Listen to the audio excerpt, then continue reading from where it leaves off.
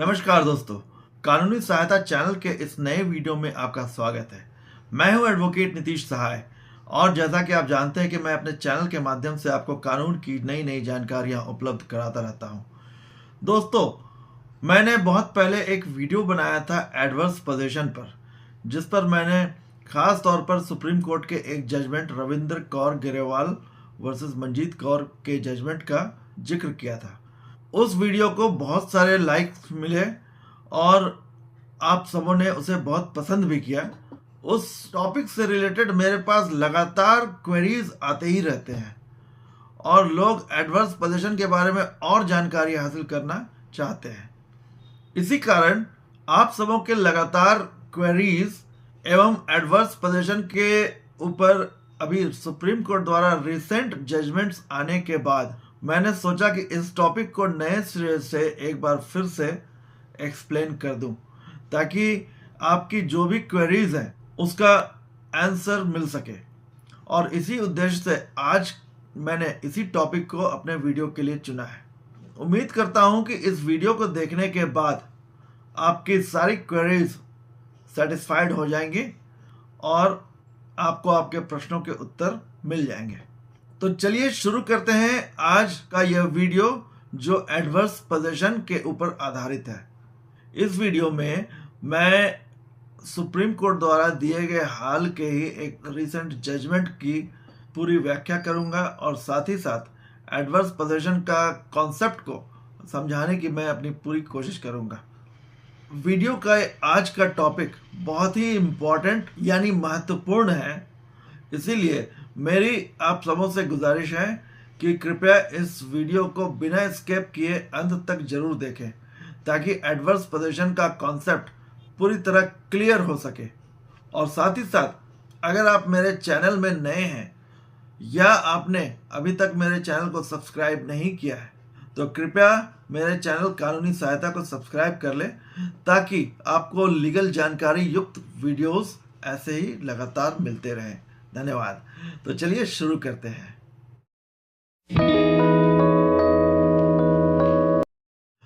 तो दोस्तों, सबसे पहले हम जानेंगे कि एडवर्स पोजीशन यानी प्रतिकूल कब्जा क्या है।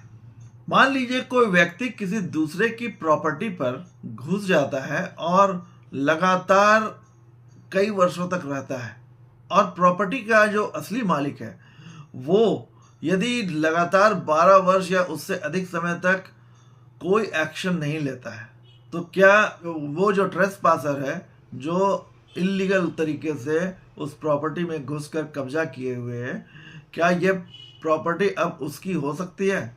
एडवर्स पोजीशन का जो सिद्धांत है वो ये कहता है कि यदि कोई व्यक्ति किसी दूसरे की प्रॉपर्टी पर भी मालिक की तरह अगर 12 वर्ष या उससे अधिक समय तक रह ले और असली मालिक के विरुद्ध अपने प्रतिकूल कब्जे का दावा करे, तो वो प्रॉपर्टी उसको दे दी जाएगी। दोस्तों, एडवर्स पोजीशन का जो सिद्धांत है वो आज का नया सिद्धांत नहीं है। हम्मुराबी संहिता में भी इस सिद्धांत के बारे में बहुत कुछ लिखा गया है। ईसा के 2000 वर्ष पहले हम्मुराबी संहिता के अनुसार यदि कोई व्यक्ति किसी दूसरे के खेत या जमीन पर 3 साल या उससे अधिक कब्जा कर लेता था तो वो खेत या जमीन उसकी हो जाती थी।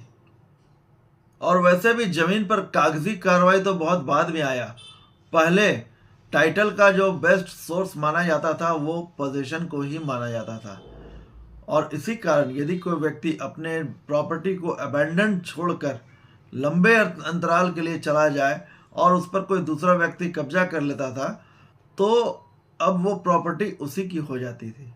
किंतु जब से भूमि की स्थायी बंदोबस्ती, रजिस्ट्रेशन एक्सेट्रा शुरू हुए, उसके बाद अब टाइटल का आधार जमीन का मालिकाना हक, टाइटल डीड या जमीन के पेपर्स को माना जाने लगा, जिसमें जिस व्यक्ति के नाम की एंट्री होती थी वो जमीन उसकी मानी जाती थी। आज भी इसी चीज को माना जाता है, किंतु पोजीशन को फिर भी टाइटल का मुख्य आधार आज भी माना जाता है। अब ऐसे में अगर कोई व्यक्ति लंबे अंतराल तक अपने प्रॉपर्टी को अबैंडन छोड़ दे तो उस स्थिति में यदि कोई थर्ड पार्टी उस प्रॉपर्टी में घुस जाता है और उस पर एज ए ओनर वो रहना प्रारंभ कर देता है, जिसका एक्नॉलेजमेंट ओरिजिनल ओनर को होने के बावजूद भी ओरिजिनल ओनर यदि कोई लीगल स्टेप उसको वैकेट कराने के लिए नहीं लेता है, तो नेचुरली वो प्रॉपर्टी एडवर्स पोजीशन के सिद्धांत के आधार पर उस ट्रेसपासर की हो जाएगी। तो आज हम इसी थ्योरी को थोड़ा डिटेल में जानते हैं। तो आइए पहले जाने कि एडवर्स पोजीशन क्या है। प्रतिकूल कब्जे का मतलब यह है कि कोई व्यक्ति किसी भी इमूवेबल प्रॉपर्टी पर इस प्रकार से कब्जा कर ले कि वो ओरिजिनल ओनर के टाइटल के खिलाफ हो। और इस प्रकार यदि वो व्यक्ति प्राइवेट प्रॉपर्टी के केस में 12 साल और गवर्नमेंट प्रॉपर्टी के केस में 30 इयर्स यदि वो कब्जा कर लेता है तो वो प्रॉपर्टी फिर उसकी हो जाएगी और वो ट्रेसपासर उस प्रॉपर्टी का लीगल रूप से ओनर बन सकता है। अब सवाल ये उठता है कि क्या केवल 12 साल या 30 साल कब्जा कर लेने भर से कोई व्यक्ति प्रॉपर्टी का मालिक बन जाएगा? जवाब है बिल्कुल नहीं। एडवर्स पोजीशन और इलीगल पोजीशन में बहुत डिफरेंस होता है, क्योंकि अगर केवल कब्जा करने से ही कोई व्यक्ति मालिक बन जाता तो आज कई एंटी सोशल एलिमेंट्स हैं जो अपने बंदूक की नोक पर कोई भी प्रॉपर्टी पर सालों कब्जा करके बैठे रहते हैं। तो क्या वो प्रॉपर्टी उनकी हो जाएगी? नहीं। यहाँ एडवर्स पोजीशन का मतलब है कि वो ओरिजिनल मालिक के टाइटल के एडवर्स में ली गई हो वो पोजीशन। कहने का मतलब कि एडवर्स तब हो जाता है जब ओरिजिनल मालिक ये जानते हुए भी कि अगला व्यक्ति ने कब्जा कर रखा है, वो कोई स्टेप उस प्रॉपर्टी को खाली कराने के लिए नहीं उठाता है। तो इस प्रकार अगर हम देखें तो एडवर्स पोजीशन के लिए कुछ आवश्यक तत्व हैं जो पूरे होने चाहिए। आइए हम उन तत्वों की चर्चा करते हैं। सबसे पहला जो इंग्रेडिएंट है वो है ओपन पोजीशन, मीन्स खुला पोजीशन।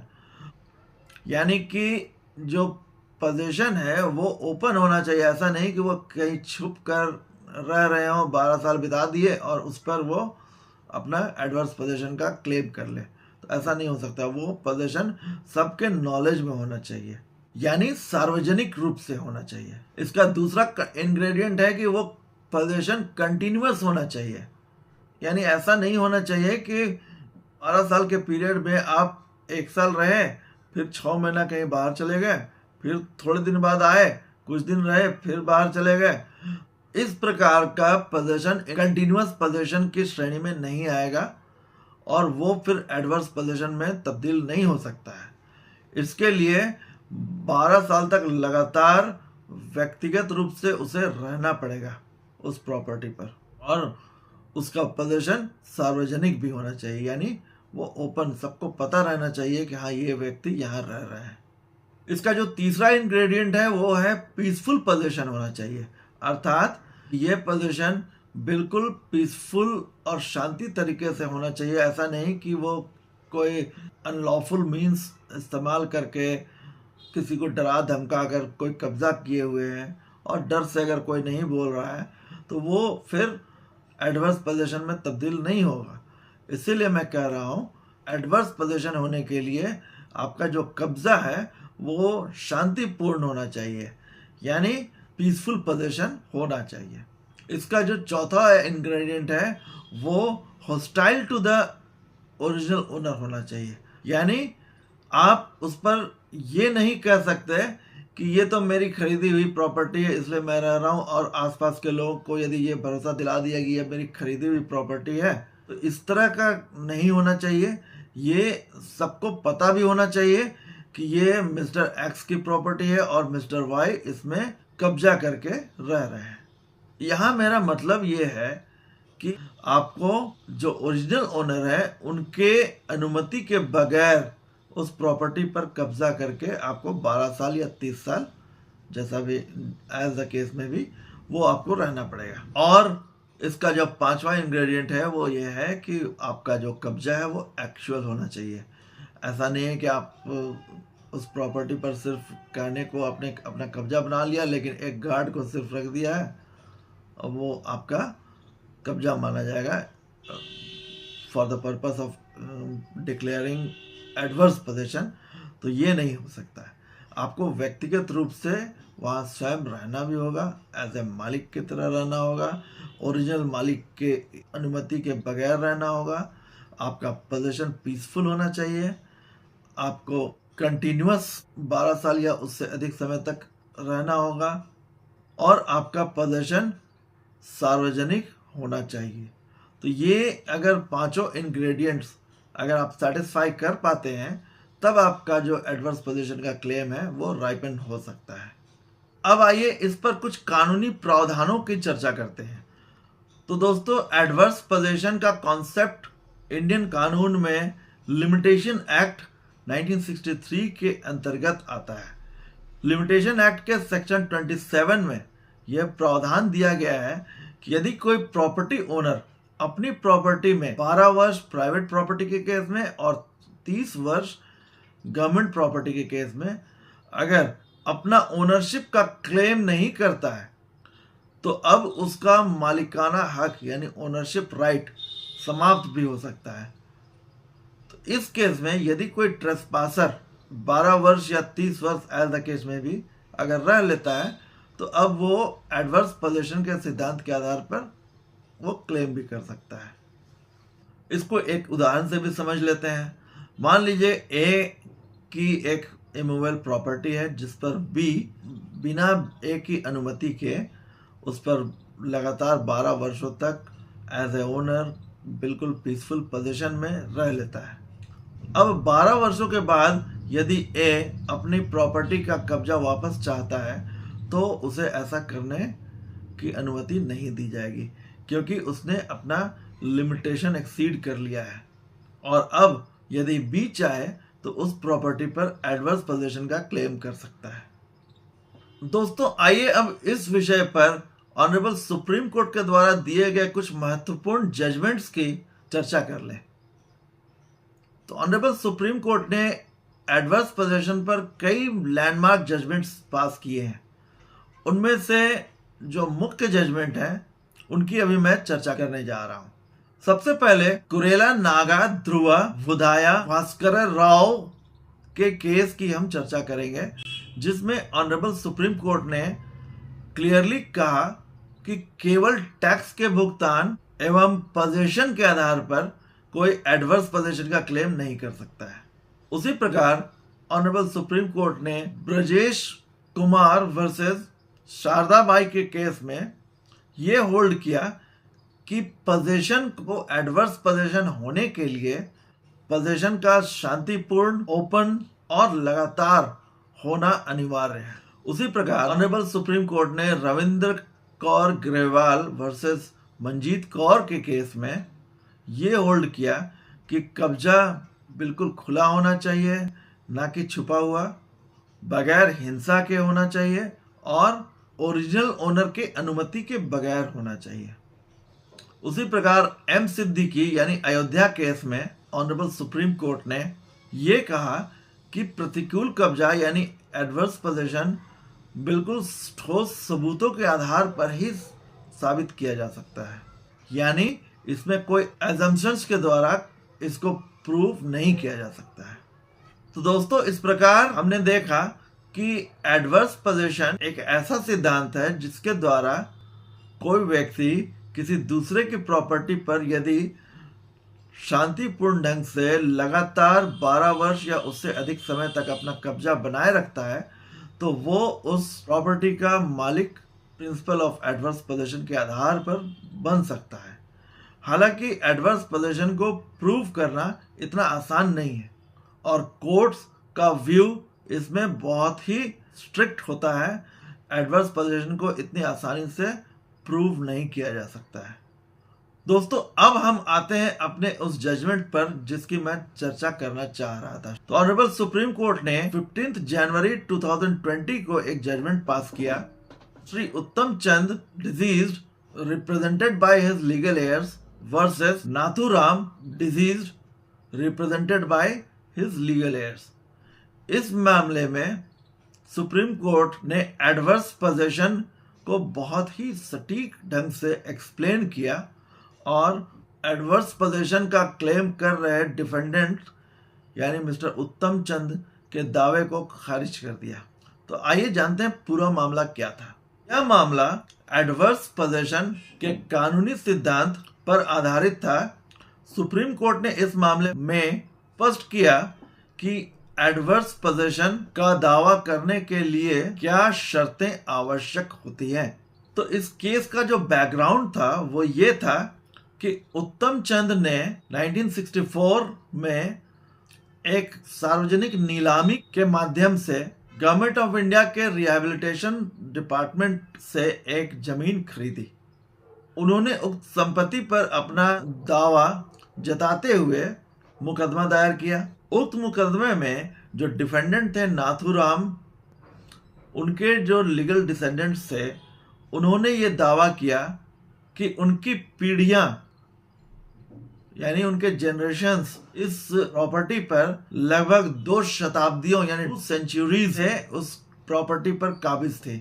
और इस प्रकार उन्होंने ये दावा किया कि उन्होंने एडवर्स पोजेशन के माध्यम से उस संपत्ति पर अपना टाइटल एक्वायर कर लिया है। अब इस मैटर पर कोर्ट्स के जो डिसीजंस हुए वो क्या हुए, आइए उसकी चर्चा करते हैं। तो सबसे पहले हम निचली अदालतों के निर्णयों की चर्चा करेंगे। जो ट्रायल कोर्ट था उसने उत्तम चंद यानी पिटिशनर के स्वामित्व को स्वीकार कर लिया, लेकिन फिर भी मुकदमा खारिज कर दिया क्योंकि एज पर ट्रायल कोर्ट यह मुकदमा टाइम बार्ड था और उत्तम चंद इस मुकदमे को लिमिटेशन एक्सीड करके आए थे, जिसके कारण वो मेंटेनेबल नहीं था। और इस प्रकार इस मुकदमे को नाथूराम एंड फैमिलीज के फेवर में डिक्री कर दिया। इसके बाद ये मैटर जाता है फर्स्ट अपेलेट कोर्ट के पास। फर्स्ट अपेलेट कोर्ट ने भी प्रॉपर्टी का स्वामित्व उत्तम चंद के फेवर में बताया, लेकिन सेम टू सेम पोजेशन और लिमिटेशन को ग्राउंड बनाते हुए फैसला नाथूराम एंड फैमिली के पक्ष में कर दिया।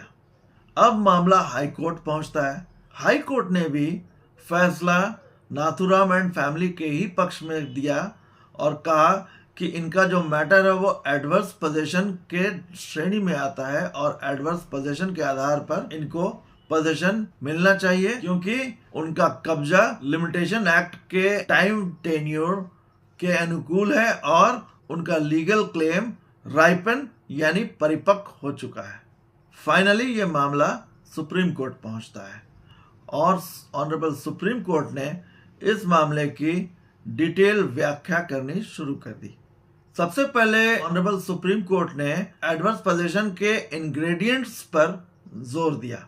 ये वही इंग्रेडिएंट्स थे जिनकी चर्चा मैं ऊपर भी कर चुका हूँ।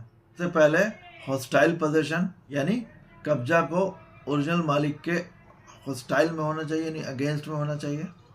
सेकेंड एक्चुअल पोजेशन, कब्जा एक्चुअली होना चाहिए ना कि आभासी या थ्रू सम रिप्रेजेंटेटिव।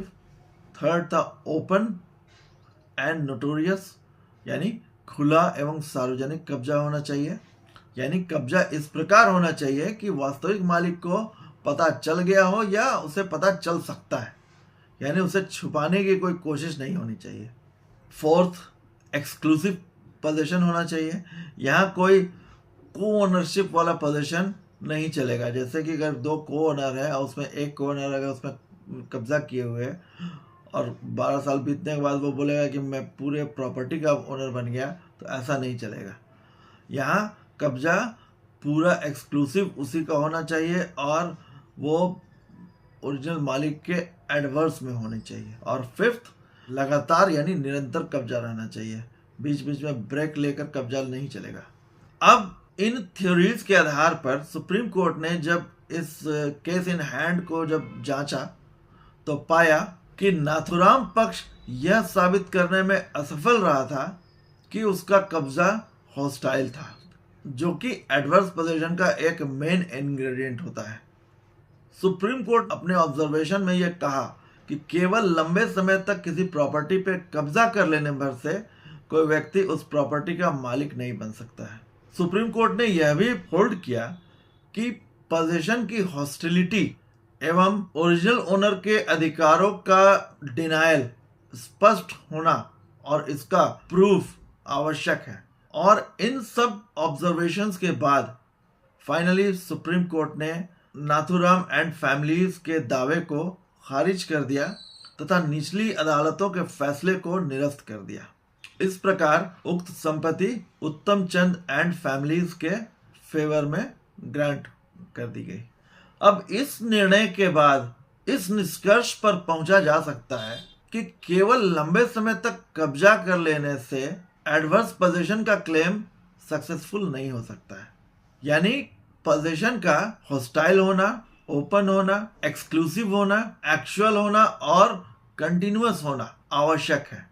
तो दोस्तों, इस प्रकार सुप्रीम कोर्ट ने एडवर्स पोजीशन के क्लेम को खारिज करते हुए मैटर को प्लेंटिफ उत्तम चंद के फेवर में डिक्री कर दिया और ये एस्टैब्लिश कर दिया कि एडवर्स पोजीशन केवल पोजीशन नहीं होता है, ये इसको एडवर्स होना ज़्यादा जरूरी है। अर्थात ये ओरिजिनल मालिक के अधिकारों के अगेंस्ट जाता तो है, किंतु ये शांतिपूर्ण तरीके से सोसाइटी द्वारा रिकॉग्नाइज्ड होना नितांत आवश्यक है। अब आइए दोस्तों, ऑनरेबल सुप्रीम कोर्ट ने इस केस में भी जिन जिन जजमेंट्स का रेफरेंस लिया था उन जजमेंट्स के रेशियोज की चर्चा करते हैं। सबसे पहले नागा ध्रुवाज केस पर सुप्रीम कोर्ट के द्वारा लिए गए ऑब्जर्वेशंस को समझते हैं। इसमें ऑनरेबल सुप्रीम कोर्ट ने होल्ड किया था कि एडवर्स पोजीशन का क्लेम केवल कुछ वर्षों तक पोजीशन बनाए रखने और टैक्स का पेमेंट कर देने मात्र से नहीं प्रूव होता है। एडवर्स पोजीशन का क्लेम करने वालों को यह भी प्रूव करना होगा कि उनका कब्जा continuous, open and actual owner के अधिकारों के अगेंस्ट हॉस्टाइल पोजीशन है। यदि डिफेंडेंट ये दावा करता है कि प्लेंटिफ उस प्रॉपर्टी का असली मालिक नहीं है तो ये सफिशिएंट नहीं होगा। तीसरा जो रेशियो डिसाइड हुआ इस केस में वो ये था कि पोजीशन ओरिजिनल मालिक के अगेंस्ट और उसकी जानकारी में होना चाहिए। इसके बाद जो दूसरा केस जिसकी चर्चा ऑनरेबल सुप्रीम कोर्ट ने किया था वो था Brajesh Kumar and others versus Sharda Bai. इस केस के जो मुख्य पॉइंट्स जो सुप्रीम कोर्ट ने लिए थे अपने डिस्कशंस में वो ये थे। एडवर्स पोजीशन को पीसफुल, ओपन और कंटिन्यूअस होना चाहिए। दूसरा, कब्जा करने वाले को ये प्रूफ करना होगा उसने कब और कैसे कब्जा प्राप्त किया, कब्जे का स्वभाव क्या था और क्या यह ओरिजिनल ओनर के अधिकारों के खिलाफ था। नेक्स्ट पॉइंट जो ऑनरेबल सुप्रीम कोर्ट ने ऑब्जर्व किया कि केवल लंबे समय तक कब्जा बनाए रखने से ही एडवर्स पोजीशन का क्लेम उत्पन्न नहीं हो जाता है। और नेक्स्ट पॉइंट ये था, एडवर्स पोजीशन का क्लेम क्वेश्चन ऑफ फैक्ट और क्वेश्चन ऑफ लॉ का मिश्रण होता है। इसके बाद ऑनरेबल सुप्रीम कोर्ट ने जो थर्ड साइटेशन दिया था वो था Ravinder Kaur Grewal versus Manjeet Kaur and others. इस केस के जो मुख्य पॉइंट्स ऑनरेबल सुप्रीम कोर्ट ने लिए वो ये थे कि प्रतिकूल कब्जा यानी एडवर्स पोजीशन के लिए 3 आवश्यक कंडीशंस होने चाहिए। पहला, नेक वी, दैट इज कब्जा हिंसा के बिना हो। दूसरा, नेक क्लैम मीन्स कब्जा गुप्त ना हो बल्कि सार्वजनिक हो। एंड थर्ड, नेक प्रिकैरियो मीन्स कब्जा किसी अनुमति के आधार पर ना हो। इसके बाद जो नेक्स्ट पॉइंट था वो ये था कि कब्जा इतना स्पष्ट और ओपन होना चाहिए कि यदि मालिक ने उस कब्जे के बारे में ध्यान दिया होता तो उसे उसका पता चल सकता था। और नेक्स्ट पॉइंट इस जजमेंट में भी यही था कि केवल लंबे समय तक कब्जा कर लेने से कोई कब्जा एडवर्स पोजीशन नहीं बन सकता। अब फोर्थ केस जो ऑनरेबल सुप्रीम कोर्ट ने लिया था वो था M Siddiqui through LRS versus Mahant Suresh Das, that is Ayodhya case. तो इस केस के भी जो पॉइंट्स जो ऑनरेबल सुप्रीम कोर्ट ने लिए वो ये थे। प्रतिकूल कब्जे का दावा यह स्वीकार करता है कि संपत्ति का मालिक कोई और है कब्जा खुला यानी ओपन, सतत यानी कंटिन्यूअस और वास्तविक मालिक के अधिकारों के खिलाफ यानी हॉस्टाइल होना चाहिए। नेक्स्ट, प्रतिकूल कब्जे का दावा करने वाले को अपने दावे को ठोस सबूतों यानी एविडेंस और उचित दलीलों यानी प्लीडिंग के साथ सिद्ध करना होगा। और इस पर एक और इन्फ्रेंस ड्रॉ किया कि अदालतें प्रतिकूल कब्जे के दावों को आसानी से स्वीकार नहीं करती क्योंकि यह असली मालिक के अधिकारों को समाप्त कर देता है। तो इस प्रकार दोस्तों एडवर्स पोजीशन के क्लेम को आज हमने जितना डिस्कस किया, मुझे उम्मीद है कि इसका कॉन्सेप्ट आपको क्लियर हो चुका होगा।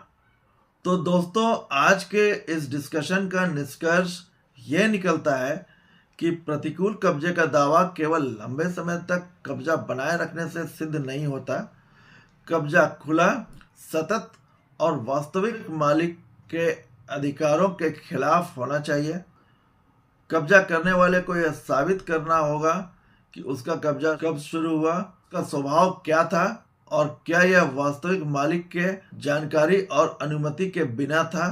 दोस्तों अदालतें इस प्रकार के मैटर्स में बहुत सावधानी से काम लेती हैं और इन दावों की गहराई से जांच करती हैं और स्पष्ट सबूतों के बिना प्रतिकूल कब्जे यानी एडवर्स पोजीशन का दावा को एक्सेप्ट नहीं करती हैं। तो उम्मीद करता हूं दोस्तों कि आज का यह वीडियो आपको पसंद आएगा। वीडियो यदि अच्छा लगे तो कृपया इसे लाइक कर लें और मेरे चैनल कानूनी सहायता को सब्सक्राइब कर लें। इसके अलावा एक महत्वपूर्ण जानकारी मैं ये भी देना चाहता हूं कि यदि किसी भी लीगल टॉपिक के संबंध में आपकी कोई क्वेरी हो या आप मुझसे कोई भी लीगल हेल्प लेना चाहते हैं तो आप मुझसे सीधे मेरे व्हाट्सएप नंबर पर कांटेक्ट कर सकते हैं या अपनी क्वेरीज या समस्याएं लिखकर कमेंट बॉक्स में भी डाल सकते हैं। तो आज के लिए इतना ही दोस्तों, मिलते हैं फिर अगले वीडियो में एक नए और इंटरेस्टिंग टॉपिक के साथ। तब तक के लिए नमस्कार, जय हिंद। कृपया अपना ध्यान रखें। धन्यवाद।